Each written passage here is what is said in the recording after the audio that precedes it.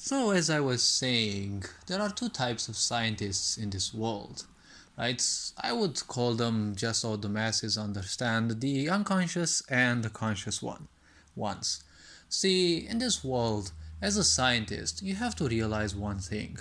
Your work and your achievements as a scientist will not redeem you in the face of an inexistent God.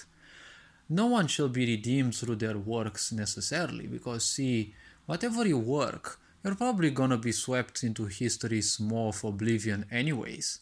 See, when you work as a scientist, most people just do whatever they are told, or they recklessly pursue a goal that is most likely well beyond them.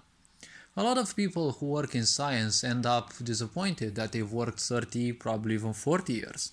That's a whole lot of one's time, right? And it's usually the prime of their being.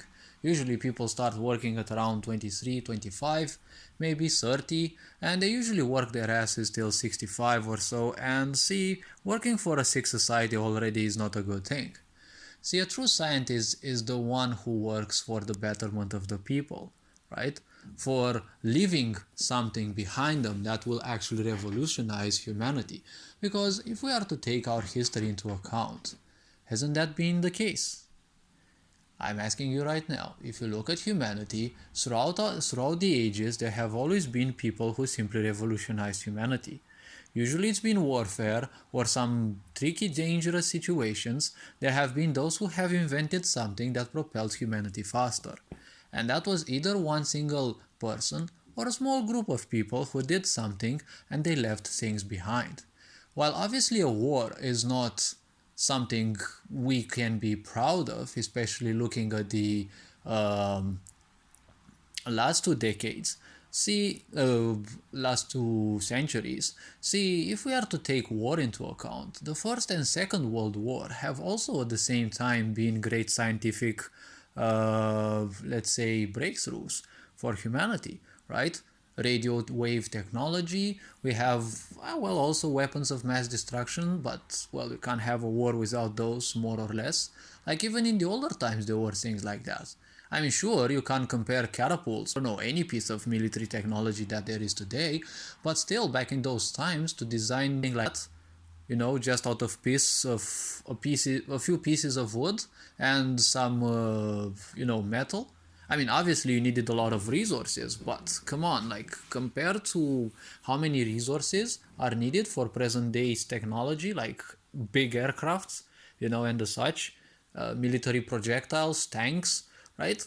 Building a catapult was a bit less expensive, I'd say, and at the same time, it was a piece of engineering at its own time. But how many scientists have there been in the world and they haven't achieved much? See, when you want to do something, your work will not redeem you. Just remember this, your work will not redeem you in the face of any deity. Whatever you want to pursue within life, it is yours to pursue. You want to pursue medicine, you want to pursue law, or whatever. See, life is nothing else but a piece of energy. Compare it to a balloon that slowly and surely is losing some of its air. Sooner or later it will be empty, and the air within will become one with creation again. The balloon will be left behind, just like, well, when the body, when the physical body becomes feebled enough that it can no longer support life. Well, what can one say? The life simply did not dissipate, but it simply became one with creation. And, well, most likely it will seek another body. So, well, there is a bit more consciousness in that than, well, when you lose air from a balloon. That air is not gonna look for another balloon. It will just be swept away by the atmosphere, and whatever it will get into, well, it's up to circumstance. But when it comes, for example, to us humans, whatever we want to do, it is our choice. There is no God up there or anything that tells us that you should do this or you should do that. There are our parents and people who want to keep you down, who are always gonna implement all sorts of weird thoughts on you that you're not good enough and the such. How many people have worked dozens of years towards something and they were met with no success? See, the point is, if you aim for something, at least try to make it in small increments, because your work needs to be your focus of attention, okay? Not your impulses. Because when you want to do impulses, right? When you want to follow impulses, only chaos will follow. And obviously suffering. How many times have you done things impulsively and, well, you ended up suffering afterwards? Because, well, if you do impulsive things and you don't suffer, well, you're probably far more sunken into the layers of ignorance than you may perceive. See, up to a certain level, ignorance is so strong that you simply don't realize you are so. Slowly and surely afterwards, you'll start realizing how much of a mess you are, and you'll try to pull yourselves away from that, right? From those maws of suffering. Because ultimately, ignorance is nothing else but expensive pain. And well, it's more or less pain in the future because you're not too connected with you to realize what you're taking yourself through. So how many scientists have actually gone through all sorts of trials and tribulations and haven't been met with success?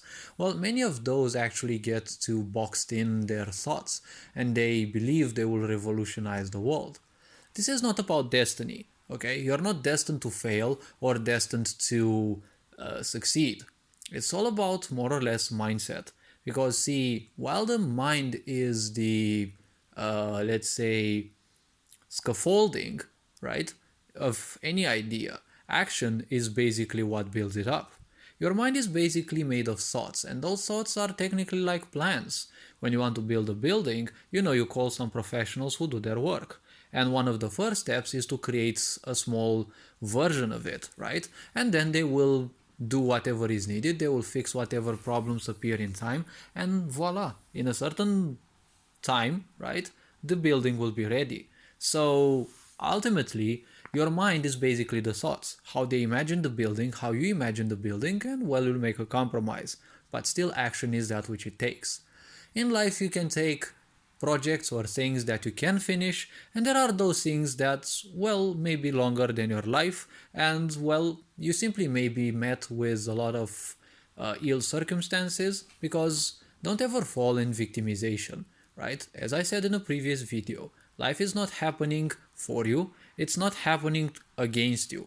You'll meet a lot of neo-awakenists, as I call them, and they will keep telling you that life happens for you, right? The flow of distraction, or well, law of attraction and such, life simply happens, okay? It may be that through your karma you may draw a bit of circumstance, but don't think that life happens to you or for you, okay? Because when you draw certain things, well, you can draw those consciously, because the more you are conscious, if you see, drawing those things into your life is not something like in video games, right? They have poisoned our mind because everything in there is instant gratification. That is their main hook. And instant gratification only exists for people who have no patience. Once society has robbed you of patience, you're nothing but a drone seeking the very first source of instant gratification. So technically you're nothing else but a puppet easy to use.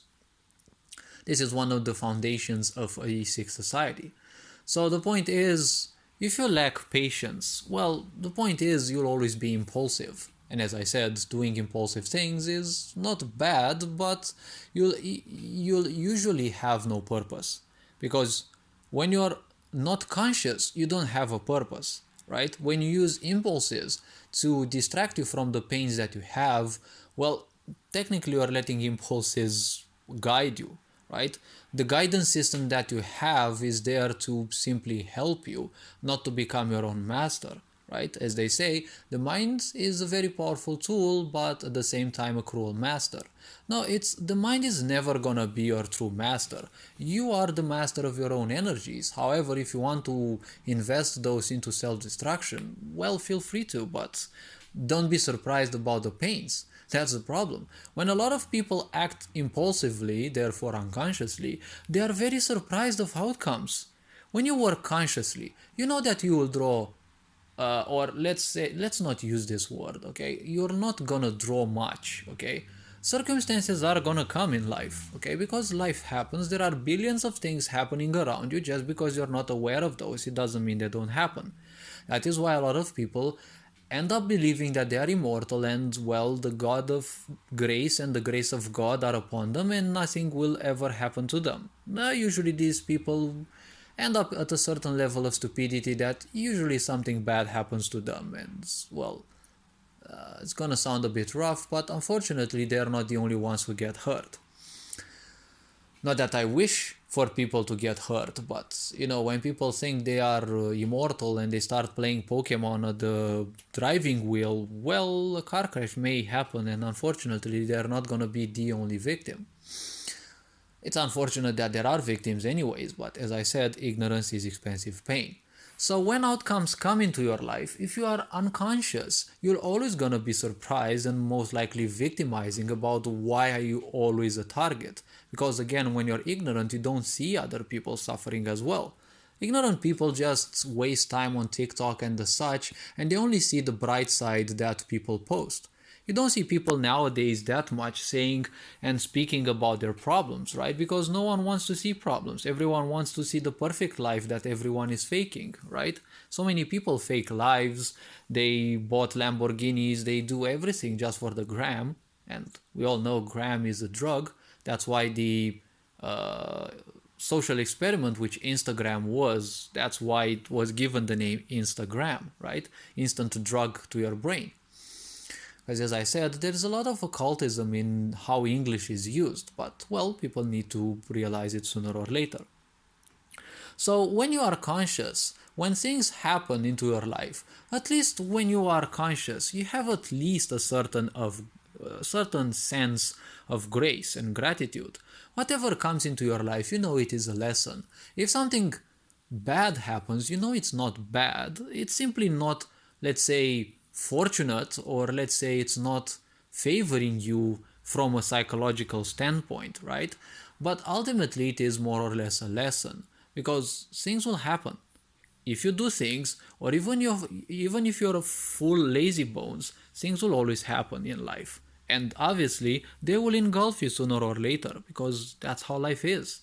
Things happen, even for dead people they happen, right? Because, well, a dead body simply putrefies and there are all sorts of forces acting on that body, and even if it's still left underground, there are still a lot of things happening. Obviously, not so many things as, being unburied, right? Being exposed to toxic air, polluted water and the such. But still, things happen for everything alike. Dead and, well, let's say not dead, okay? When you are conscious, you will know that whatever comes, you will accept it with a certain sense of grace, which usually will make you much calmer. See, this sick society seeks the only precious part of your existence, or what I call the innocence, right? Or the virginity of your social life, and that is patience.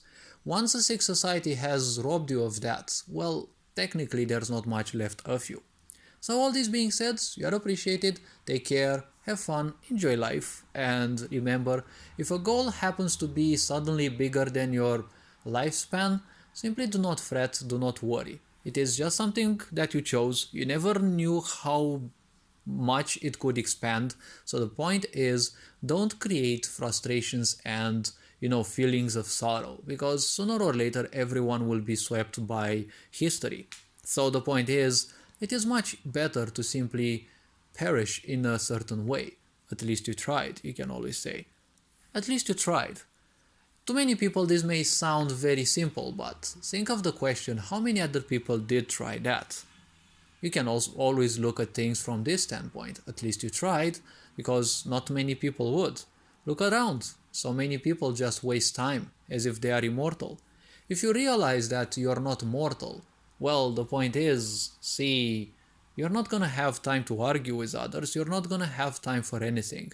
Once you fully realize that you're not mortal, you simply know you can do one thing, and that is do the things which are needed for life. Do the things that which will try to make your life much more fulfilled, or will give you a certain sense of living life from a much more vibrational state, right? Because that's what life is about.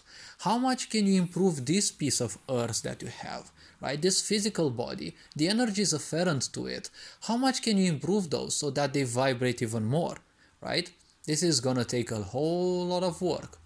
Sure, you cannot be 100% spiritual, obviously, but the point is, how much more can you improve this piece of earth, right? And the energies according to it. All this being said, take care. Ferenc Board signing out.